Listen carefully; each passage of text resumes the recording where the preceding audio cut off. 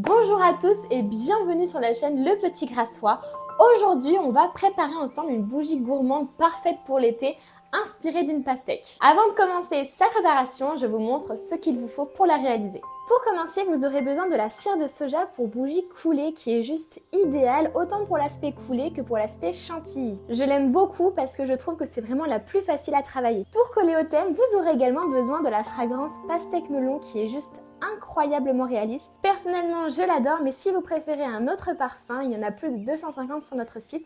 Faites-vous plaisir. Il vous faudra également un bécher, une balance pour plus de précision, ainsi qu'une poche à douille et une douille que j'ai choisie personnellement et qui est la 362. Vous pourrez prendre le contenant vert de votre choix, les autocollants pour mèche, la mèche qui est adaptée à votre contenant. Ici, j'ai choisi la TCR 3320. Vous devrez vous munir également d'un coupe-mèche, d'un cintreur de mèche, d'un feutre indélébile noir, d'un thermomètre, ainsi que d'une baguette et d'une feuille pour vérifier les couleurs. Et pour terminer, pour plus de réalisme, forcément, les colorants en grains, ici le colorant vert foncé et le colorant rouge. Mais bien sûr, nous avons sur notre site des colorants liquides si vous préférez. J'ai oublié de vous les filmer, mais il vous faudra également un bol, une maryse et un fouet. Je commence la préparation en mettant 69 g de cire de soja au bain-marie. Et en attendant, j'en profite pour préparer ma mèche en la fixant à mon contenant. Une fois que c'est fait, j'incorpore au bon moment, à la bonne température, mes colorants en grains et mon parfum, que je dose à 10%. Je mélange bien et surtout, je fais des tests réguliers jusqu'à avoir la couleur qui me plaît. Je coule ensuite dans mon contenant la première partie de ma préparation. En attendant, je remets une préparation de 24 g de cire au bain-marie. Je refais la même chose que précédemment, je mesure la température et j'incorpore le parfum au bon moment. Ici, pas de question de colorant, je verse directement ma cire comme ça.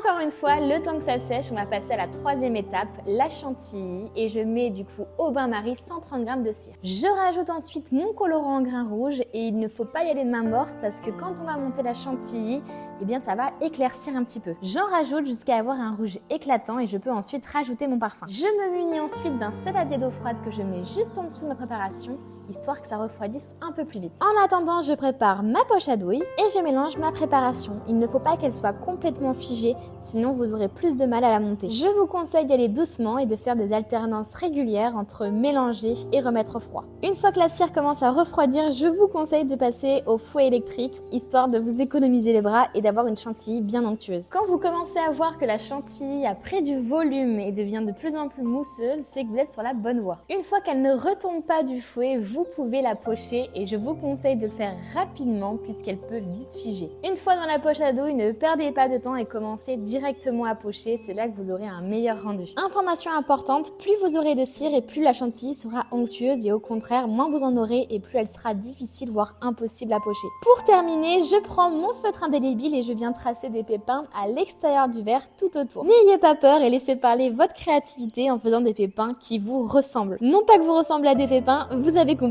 Voici le résultat, une jolie bougie gourmande faite main et surtout qui sent extrêmement bon. Si vous êtes fan des senteurs de l'été et que la fragrance pastèque melon ne vous suffit pas, découvrez les fragrances Mojito et Pina Colada et bien d'autres sur notre site. En tout cas, j'espère que mes conseils et que ce tuto de manière générale vous aura plu. N'hésitez pas à me le dire en commentaire, à aimer la vidéo et à vous abonner à la chaîne. Si vous souhaitez passer commande, rendez-vous sur notre site internet et sachez que la livraison est gratuite dès 60 € d'achat. Je vous laisse à présent, merci beaucoup de m'avoir écouté et moi je vous dis à bientôt pour un nouveau tuto.